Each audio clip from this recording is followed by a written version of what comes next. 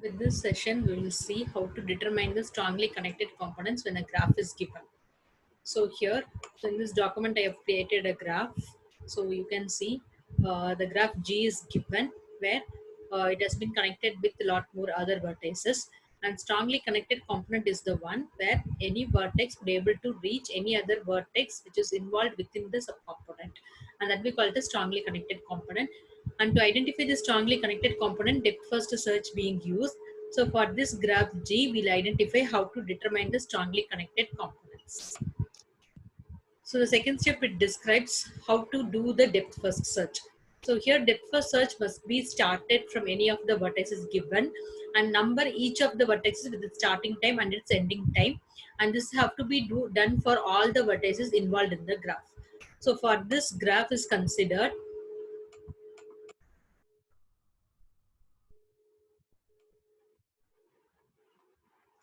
For this graph is considered, the DFS of G is given below.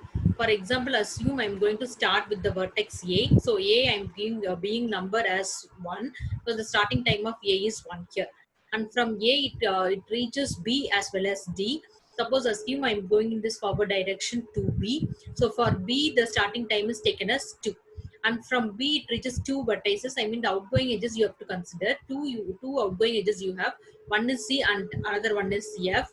So here either with C you can proceed further or with F you can proceed further.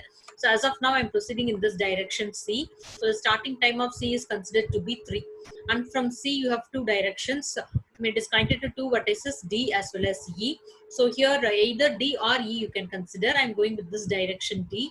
So for D the starting time is 4. And from D it is connected to E. So the starting time of E is considered to be 5. And from E there is no outgoing edges. So we can stop here. So the ending time is calculated for E as 6. And the ending time is the denominator 1, which you will calculate when there is no outgoing edges or all the edges has been processed. All outgoing edges has been processed. And which will be returned to the previous call while implementing the code. So the control reaches here and from D all outgoing edges has been processed. So the ending time of D is considered to be 7. And from D it moves back to its previous call, immediate previous call. And for C all outgoing edges has been processed. You have another edge which is connecting to A, but A has been already visited, so you can ignore in this case. And for C the ending time is considered to be 8 now. And it moves back to its previous call, that is B. And from B there is another vertex which is getting connected, that is F. So for F the starting time is assumed to be 9. And from F the outgoing edge is C, which is already visited, so you can ignore this. So for F the ending time is 10. Similarly for B and A it is calculated to be 11 and 12. And the graph stops over here. Again there is a disconnection with this graph. Again you can start from any of these portions. I'm going to start from the vertex G now.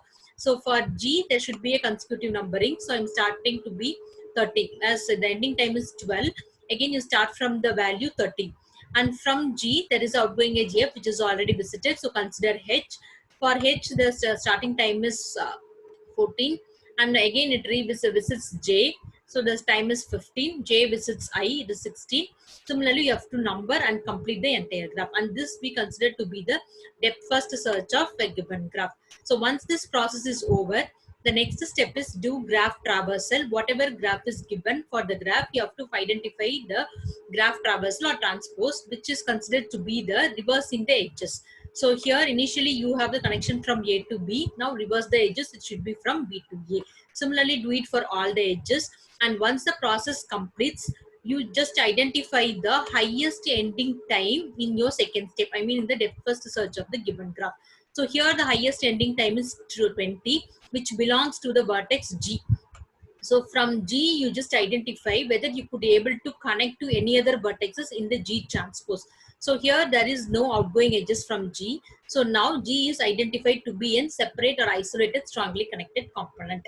And now again move back to this. The next highest ending time belongs to H vertex. So from H, you just identify whether any circuit or cycle can be made. So from H, it visits I, J, and again J visits H. So here every vertex could be reachable through every other vertex. So Hij belongs to one group. Similarly, the next highest value belongs to A here. That is 12. So from A, if you check, So here from A, there is a connection to C, F, B, and again it visits A. So all these components, all these vertices can be visited through every other vertices. So A, C, F, B belongs to other group. So now the remaining vertices are D and E. So here D belongs to the value 7. So I consider the vertex D now. So from D, here though you have outgoing edges, it is not forming a cycle. So it is considered to be a separate component.